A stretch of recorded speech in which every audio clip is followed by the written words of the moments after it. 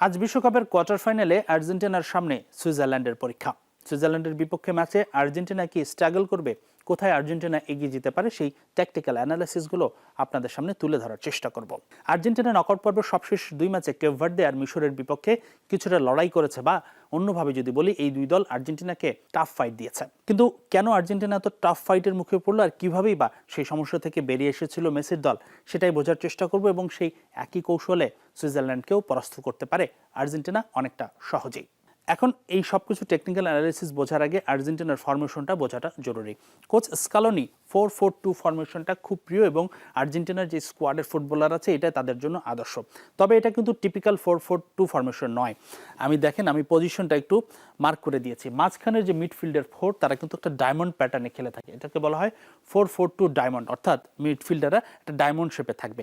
CM মানে central midfielder, যে জায়গায় লিয়ান্দ্রো পারাদেস খেলেছেন গত ম্যাচে, তিনি একদম হোল্ডিং মিডফিল্ডারের পিভিটের দায়িত্বে থাকবেন এবং বাকি তিনজন আক্রমণে আসবেন। সেই সাথে রাইট এবং লেফট যে ব্যাক আছেন তারা দুজনও কিন্তু আক্রমণে গিয়ে দলকে হেল্প করবে। এখন আর্জেন্টিনা কোথায় সমস্যার সম্মুখীন হচ্ছে সেটাই এবার দেখাবো আপনাদের। 4-4-2 ফরমেশনে আর্জেন্টিনা যখন আক্রমণে যায় বা মাঝ মাঠে, যখন তাদের পজিশনে বল থাকে, তখন কিভাবে তারা অপারেট করে থাকে সেটা আগে বোঝার চেষ্টা করে। আপনি যদি দেখেন, আমি যেই সিএম এর কথা বলছিলাম তিনি এখানে আছেন, এবং এখানে ডিপল দেখা যাচ্ছে, এখানে ও পাশে আমি দেখা যাচ্ছে ম্যাকালিস্টারকে, এনজো ফার্নান্দেজ আছেন, সামনে হুলিয়ান আলভারেজ আছে, এবং লিওনেল মেসি কিন্তু আমার এই জায়গাটাতে মাঝখানে যেই পয়েন্টটা, এটাই হলো লিওনেল মেসি। লিওনেল মেসি যদিও তিনি রাইট ফরওয়ার্ড হিসেবে খেলেন, কিন্তু তিনি সবসময় সেন্ট্রালি কিন্তু চলে আসেন। মাঝখানের যে নিয়ন্ত্রণটা সেটা মেসি নিজের হাতেই রাখেন, এবং তিনি নিজের কাছ থেকে ফাইনাল থার্ডে পাসটা দিয়ে থাকেন। অনেক সময় ক্রস দেন তিনি, আবার সতীর্থকে দিয়ে এগিয়ে যান। তো মাঝ মাঠ থেকেই মেসির নেতৃত্বে আর্জেন্টিনার আক্রমণ বা বিল্ড আপ পরিচালিত হয়। মাঝমাঠ থেকে আর্জেন্টিনার আক্রমণ অপারেট করার এই ধরনটা কিন্তু অনেকটা একঘেয়ে হয়ে গেছে। প্রতিপক্ষ জানে আর্জেন্টিনা কিভাবে আক্রমণে উঠবে। তাই তো আমরা সবশেষ দুই ম্যাচে যদি দেখি, কেপ ভার্দে এবং মিশর মিড ব্লক টেকনিকটা অ্যাপ্লাই করেছে। আমার পেছনে একটা ছবি দেখুন, এখানে আর্জেন্টিনার 4 মিডফিল্ডার আছেন, মিডফিল্ডার না, মেসি সহ 4 জন আছেন মিডফিল্ডে। এখান থেকেই তারা মিডফিল্ডের অ্যাটাকটা অপারেট করার চেষ্টা করছেন।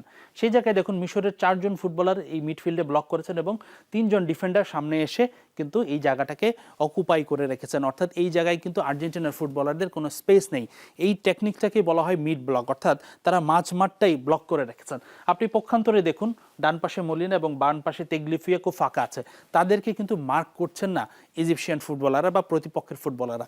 কেননা তারা কিন্তু দুজন ডিফেন্ডার। তারা যদি উইঙ্গার হতেন, এক্ষেত্রে আর্জেন্টিনার যদি একজন ভালো লেফট উইঙ্গার বা রাইট উইঙ্গার থাকতো, তখন এই দুজনকে মার্ক করার জন্য আরও দুজন ফুটবলার মাঝ মাঠ থেকে বাইরে চলে আসতেন। সেক্ষেত্রে মিডিলের জায়গাটা আরও অপারেট করা সহজ হতো।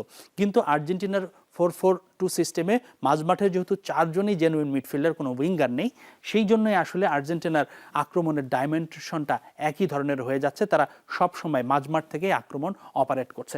এমন নয় যে সব আক্রমণই শুধু মাঝখান থেকে মাঝখানে গোলপোস্টের দিকে যাচ্ছে, এখান থেকে ডানে বামে শিফট হচ্ছে, কিন্তু আক্রমণের শুরুটা, আক্রমণ তৈরির জায়গাটা সেই মাঝমাঠেই হচ্ছে। এবং প্রতিপক্ষ যখন বারবার এই মাঝমাঠটা বা মিডল জোনটা ব্লক করে রাখছে, তখনই আসলে অনেকটা দুর্বল কেপ ভার্দে এবং ইজিপ্টও আর্জেন্টিনাকে টাফ ফাইট দিচ্ছে।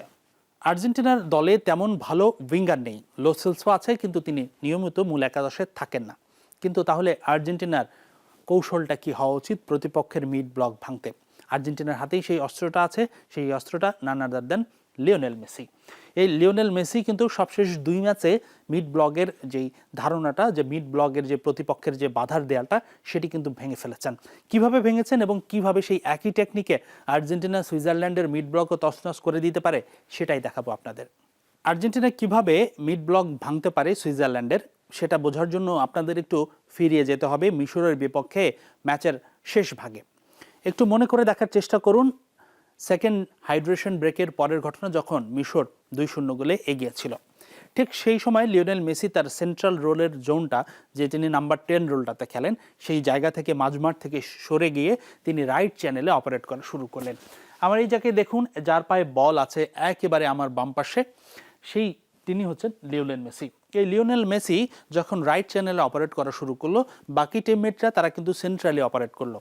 যখন তারা মিড ব্লকটা বজায় রাখলো, যেহেতু আর্জেন্টিনার বাকি প্লেয়াররা সবাই সেন্ট্রালি অপারেট করছেন, তখন অনায়াসেই মেসি কিন্তু রাইট সাইডে একটা স্পেস পেয়ে গেছে আমার এই জায়গায় দেখুন, এবং এখান থেকে মেসি কি দুর্দান্ত একটা ক্রস করেছিলেন, যেখান থেকে ক্রিস্টিয়ান রোমেরো আর্জেন্টিনাকে 1 গোল শোধ দিয়েছিল আর্জেন্টিনার পক্ষ থেকে। ঠিক একই কৌশলে কিন্তু মাঠে নামতে পারে আর্জেন্টিনা, বা যখন তাদের মিড অ্যাটাকটা আসলে কাজ করবে না, ঠিক একইভাবে মেসি যদি রাইট সাইডে আসলে চলে যান, অপারেট করতে পারেন, তার যেহেতু সেই সক্ষমতা আছে, তিনি পুরো ক্লাব ক্যারিয়ারেই এই ফরমেশনে খেলেছেন, বিশেষ করে তিনি যখন প্রাইমে ছিলেন বার্সেলোনাতে, তখন তিনি রাইট চ্যানেলটাই অপারেট করতেন। তো সেই জায়গা থেকে কিন্তু মেসি বা আর্জেন্টিনা সেই নতুন একটা আক্রমণের জোন ক্রিয়েট করতে পারে।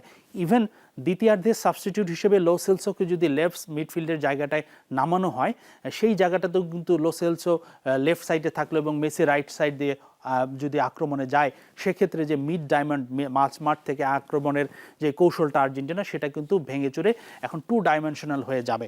তখন প্রতিপক্ষের জন্য বিষয়টা খুব চ্যালেঞ্জিং হবে।